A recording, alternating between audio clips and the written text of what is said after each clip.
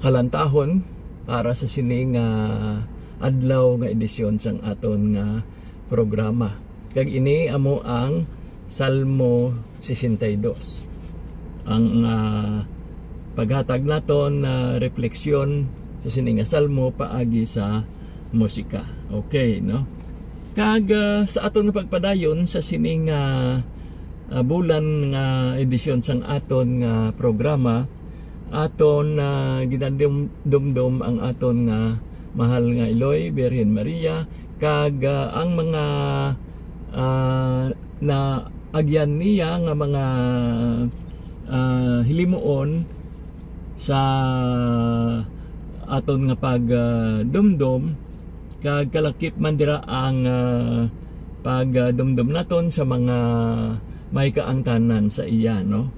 Kag una diri amo ang ginadumdum naton nga pagbisita niya sa iya nga pakaisa nga si Saint Elizabeth, nga sa pagbasa naton sa libro ni San Lucas, binagid dira sa Salmo o kon sa Kapitulo 1, versikulo 39, nga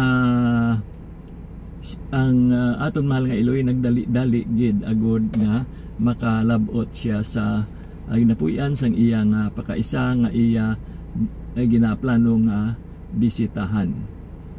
Gani nga diri makita naton nga ang gugma iya gid nga ginapatigayon. Kaya sa iya nga pagbisita sa iya nga pakaisa, iya ginpakita ang gugma sang isa ka Eloy nga nahibaluan niya nga ang iya pakaisa mangin isa man ka Eloy nga katulad niya. Gani may mga greetings nga ang aton mahal nga Eloy ginpahayag sa iya nga pakaisa nga Saint Elizabeth, kag ginadumduman naton ang kalipay nga natuga sina nga pagbisita. Kag diri ginadumduman naton ang ginhambal sang aton Ginoong Jesucristo nga dira sa libro ni San Juan sa Kapitulo 10, versikulo 10. Siling niya, magaabot ako agud nga sila makaangkon sang kabuhi, kag ini mangin bugana para sa ila. Gani nga sa aton nga pagdumdum sini nga kasaysayan, may mga kalipay nga naangkon ang kabataan nga ginamabdos pa lang, no? Kag ang aton Ginoo sa pagmabdo sa iya sang iya mahal nga Eloy, kag amo man ang kay Saint Elizabeth nga bata nga si nabalaan naton si San Juan. Kag ang ini nga eksperyensya ma-describe gid naton nga isa ka pagdumdum naton sang ginatawag nga leap of joy, ang aton nga pagtumbo sa kasadya. Kag ini nga kontemplasyon na nagapakita sa aton kung ano ang madulot sang isa ka halandomon nga eksperyensya.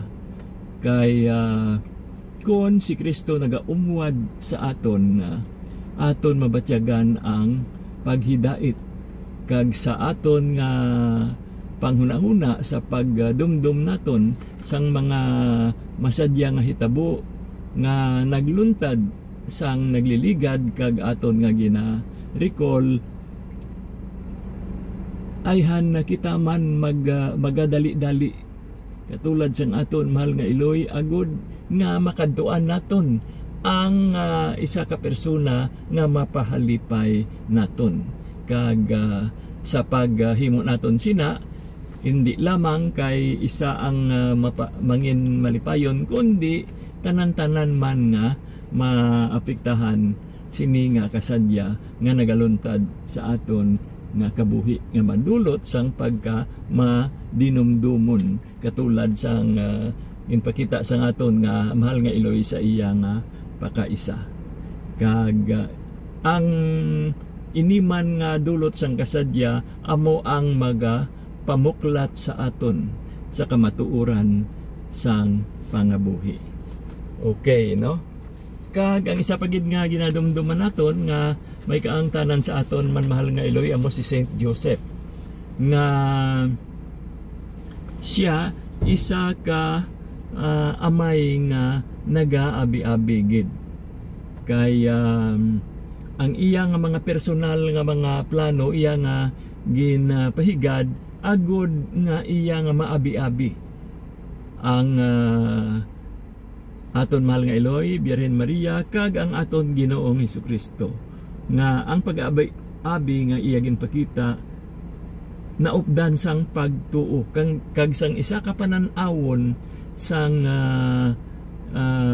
isa ka pangabuhi sang panimalay nga nabase man sa spiritual nga discernment nga ginatawag naton.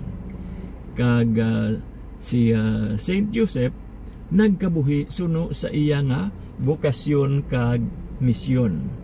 Kag ang iya nga pagka mabinantayon nga ginpakita gid niya agud nga mapangapinan ang aton nga Ginoo kag ang iya mahal nga Eloy, nga nangin isa sila ka panimalay nagapakita sa aton kon daw ano nga sahi sang manogbantay si Saint Joseph.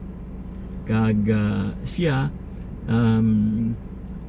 masiling naton nga amay, no, amay de la guardia, no, mabinantayon nga sahi sang amay. Kag siya isa man ka madinumdumon, kag ang iadalom gohanon iya gid nga tipigan, kag ginapatigayon niya ang tinutuyo sining dalamguhanon niya. Kaya nahibalaan niya nga ang iya pagkabuhi nasanto gid sa plano sang Dios. Gani ginbantayan niya ang aton Ginoo sang magamay pa nga bata, kaupod sang yaman mahal nga Eloy, agud nga ini mangin isa ka kabahin sang instrumento agud nga marealisar ang plano sang Dios para sa katawhan. Kag sa sini nga pagdumdum naton na ang refleksyon sa pagkaamay ni Saint Joseph nagapahanumdum sa aton kung daw ano siya kamatuod-tuod nga pastor nga takos gid nga sundon sa iya nga pagtatap sang mga gintugyan sa iya. Gani aton nga lantawon bilang isa ka arte, no, isa ka obra maestra ang pagkaamay ni Saint Joseph. So amo ini ang aton malipot nga ginatalakay nga halad sa aton nga mga senior citizens, sa aton mga amay kag Eloy, ang halimbawa sang isa ka panimalay, no, nga ginatawag naton ang Sagrada Pamilya, nga para sa tanan nga panimalay takos gid nga mangin modelo. Okay, no? So daw wala gid kita sing panahon pa nga makapadayon ang aton nga mangin concluding song and prayer sa sini nga adlaw nga edisyon sang aton nga programa amo ang Salmo 71. Kag aton ini nga pag kantahon kag pangamuyuan bilang concluding song and prayer naton, kag pagaupdan naton ini samtang nga ginatakop naton ang aton nga programa. Ini si Brother Nionar nga nagasiling, may God bless us all.